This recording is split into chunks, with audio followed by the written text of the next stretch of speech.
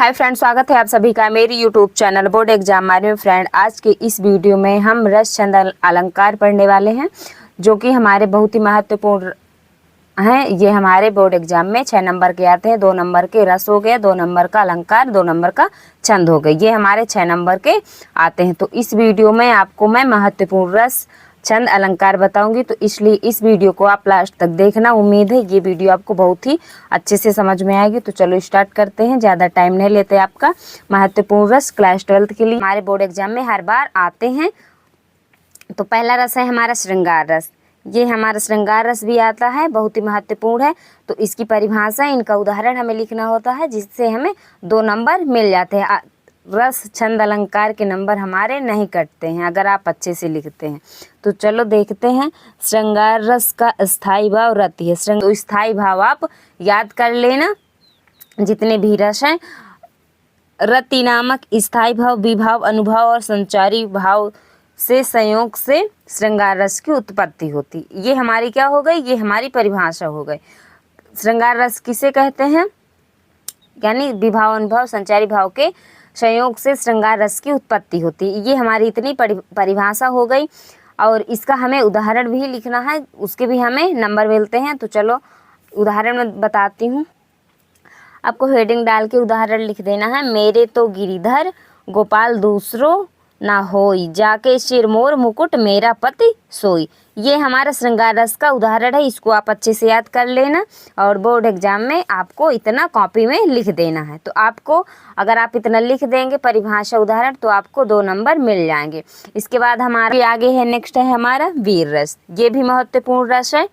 ये भी हमारे बोर्ड एग्जाम में आता है ज़्यादातर, अथवा में दिए होता है। तो वीर रस या श्रृंगार रस और हास्य रस, ये तीनों आप याद कर लेना। तो हम वीर रस की परिभाषा देखेंगे।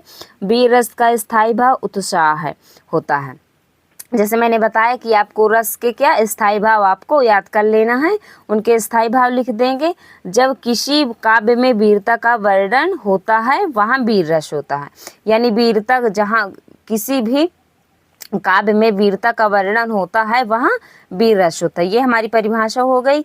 और इसके बाद उदाहरण में देख लीजिए, आपको एग्जाम्पल जो है आपको लिखना है। बुंदेलो हर बोलो के मुख हमने सुनी कहानी थी, खूब लड़ी मर्दानी वो तो झांसी वाली रानी थी। क्या है इसमें, झांसी वाली रानी की वीरता दिखाई गई है। काव्य में वीरता का वर्णन होता है, जैसे ये परिभाषा में आपने देखा, वैसे ये हमारा उदाहरण है। यहाँ पे रानी लक्ष्मीबाई की क्या है, वीरता दिखाई गई है। तो यहाँ पे ये हमारा वीर रस का उदाहरण हो जाएगा। इसके आगे देखेंगे, नेक्स्ट है हमारा हास्य रस। ये बहुत ही महत्वपूर्ण है। ये हमारे बोर्ड एग्जाम में आता ही आता है। हास्य रस का स्थायी भाव हास्य होता है। स्थायी भाव हास्य होता है, किसी व्यक्ति के विकृत रूप, आकार, वेशभूषा आदि को देखकर मन में जो विनोद का भाव उत्पन्न होता है, वही हास्य रस कहलाता है। ये हमारी परिभाषा हो गई।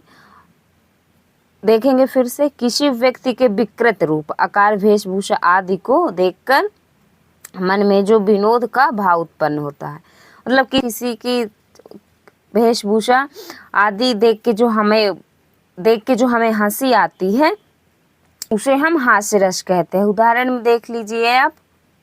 हास्य रस का उदाहरण है। शीश पर गंगा हंसे, भुजनी भुजंगा हंसे, हास्य को दंगा भयो नंगा के विवाह। शंकर जी के विवाह में जो बाराती आए थे, उन्हें देखकर जो लोग हंस रहे थे। तो ये हमारा हास्य रस का उदाहरण है।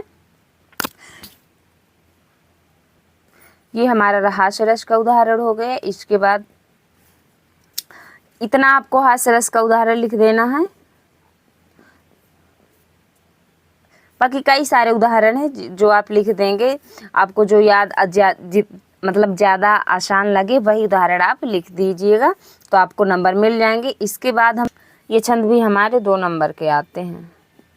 जो महत्वपूर्ण छंद है वही मैं आपको बता रही हूँ। छंद में हम सबसे पहला छंद देखेंगे, चौपाई। ये बहुत ही महत्वपूर्ण छंद है, इसको भी आप याद कर लेना। चौपाई जो हमारी है, उदाहरण वो परिभाषा देखेंगे। यह एक सममात्रिक छंद है। इसमें 4 चरण होते हैं। प्रत्येक चरण में 16 मात्राएं होती हैं, तथा प्रत्येक चरण के अंत में गुरु होता है।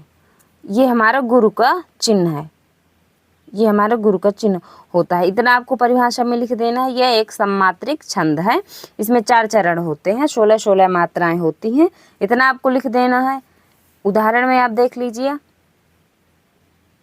ये हमारी चौपाई है। मंगल भवन अमंगलहारी त्रिभुवन सुदशरथ अजर बिहारी होई सोई जो राम रचि राखा को करी तर्क बढ़ावे शाखा। ये हमारी क्या है, चौपाई है। ये एग्जाम्पल हो गया हमारा चौपाई का। इतना आपको लिख देना है। इतना अगर आप लिख देंगे तो आपके एक भी नंबर नहीं कटेंगे और आपके पूरे के पूरे नंबर मिल जाएंगे। इसके आगे हम देखेंगे छंद जो हमारा नेक्स्ट है।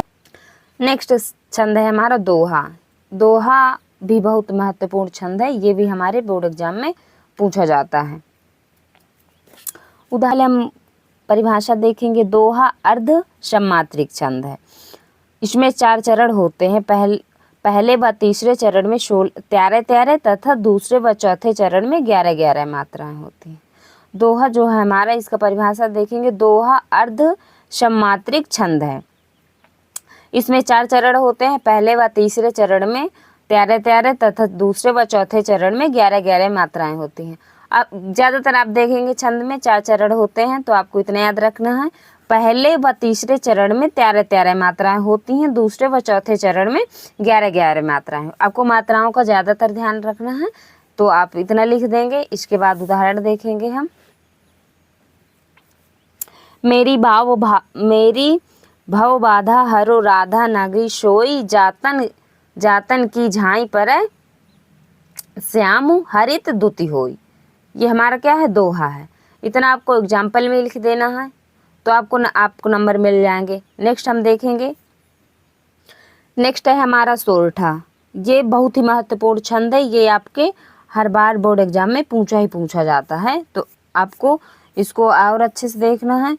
यह दोहा का उल्टा होता है, यानी ये दोहा का क्या है, उल्टा होता है। जिसमें जैसे मैंने बताया था उसमें कि उसमें 4 चरण होते हैं, इसमें 4 चरण होते हैं। दोहा में मैंने बताया था कि पहले व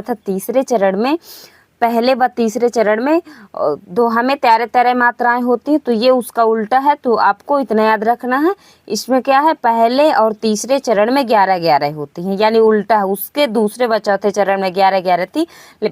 सोरठा में ऐसा नहीं है। पहले और तीसरे चरण में 11-11 है, दूसरे और चौथे चरण में 13-13 मात्रा है। ये हमारा दोहा का पूरा उल्टा है। तो आपको इतना याद रखना है, इतना लिख देना है। उदाहरण में आप देख लीजिए। राम स्वरूप तुम्हार बयन अगोचर बुद्धि पर अविगित कथत अपार नेत नेत नित निगम का। ये हमारा सोरठा का एग्जाम्पल है, तो आपको इतना लिख देना है। इसके बाद हम देखेंगे अलंकार। महत्वपूर्ण अलंकार देखेंगे। इसके बाद ये हमारे, जैसे मैंने बताया था, ये भी हमारे 2 नंबर के बोर्ड एग्जाम में आते हैं। तो सबसे पहले हम देखेंगे अनुप्रास अलंकार। ये महत्वपूर्ण अलंकार है। मैंने जितने भी मैं बताई हूँ रस छंद अलंकार, वो हमारे बहुत ही महत्वपूर्ण है। ये हमारे बोर्ड एग्जाम में पूछे जाते हैं, तो इसलिए मैंने आपको इस वीडियो में बताया है। तो हम अनुप्रास अलंकार देखेंगे। परिभाषा। जिस रचना में एक वर्ड की आवृत्ति 2 या 2 से अधिक बार हो वहाँ अनुप्रास अलंकार होता है। यानी कि एक वर्ड की जहाँ आवृत्ति, मतलब एक वर्ड जहाँ 2 बार आए या 2 से अधिक आए, तो वहाँ अनुप्रास अलंकार होता है। उदाहरण में आप देख लीजिए। रघुपति राघव राजा राम। ये हमारा अनुप्रास अलंकार का उदाहरण हो गया। इसके बाद हमें दूसरा भी याद कर लीजिए। हमारे एक लाइन के हैं। तरेनी तनुजा तट तमाल तरुअर बहुछाए। ये हमारा अनुप्रास अलंकार है। यहाँ क्या है, एक ही वर्ड की आवृत्ति 2 या 2 से अधिक बार हुई है, यहाँ पे अनुप्रास अलंकार होगा। नेक्स्ट हम देखेंगे। ज़्यादा टाइम नहीं आपका लूँगी, इसलिए मैं आपको बहुत ही कम समय में आपको समझाने का प्रयास कर रही हूँ।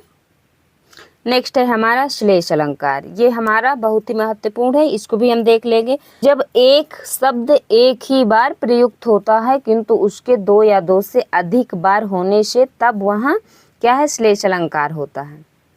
ये हमारा श्लेष अलंकार का परिभाषा हो गया। इसके बाद हम उदाहरण देख लीजिए। परिभाषा इसकी देख लीजिए। रहीमन पानी राखिए बिन पानी सब सून, पानी गए न उबरे मोती मानुष चून। ये क्या हो गया, हमारा श्लेष अलंकार का उदाहरण हो गया। इतना आपको लिख देना है। उदाहरण आपको याद कर लेना है। देखेंगे हम उपमा अलंकार, ये भी महत्वपूर्ण हमारा अलंकार है। इसके परिभाषा हम देखेंगे। जहाँ किसी वस्तु या व्यक्ति यहाँ पे जहाँ किसी वस्तु या व्यक्ति की किसी अन्य वस्तु या व्यक्ति के साथ तुलना किया जाए या फिर समानता बताई जाए, वहाँ उपमा अलंकार है। उपमा अलंकार कहाँ होता है? जहाँ किसी वस्तु या व्यक्ति की तुलना की जाए, यानी कंपेयर किया जाए किसी से, वहाँ हमारा उपमा अलंकार होता है। इतना आपको उदाहरण परिभाषा इतना आपको याद कर लेना है। उदाहरण में देख लीजिए। यहाँ पे हमारा क्या है? राधा के चरण जो हैं गुलाब के समान बताए, कोमल बताए हैं, यानी राधा के चरणों की तुलना गुलाब से की गई है। तो ये हमारा क्या हो गया? उपमा अलंकार हो गया। बाकी फ्रेंड, ये जो मैं आपको रस छंद अलंकार बताई हूँ बहुत ही महत्वपूर्ण है। ये आपके बोर्ड एग्जाम में 6 नंबर के पूछे जाते हैं। चैनल पे नए हैं तो प्लीज़ चैनल को सब्सक्राइब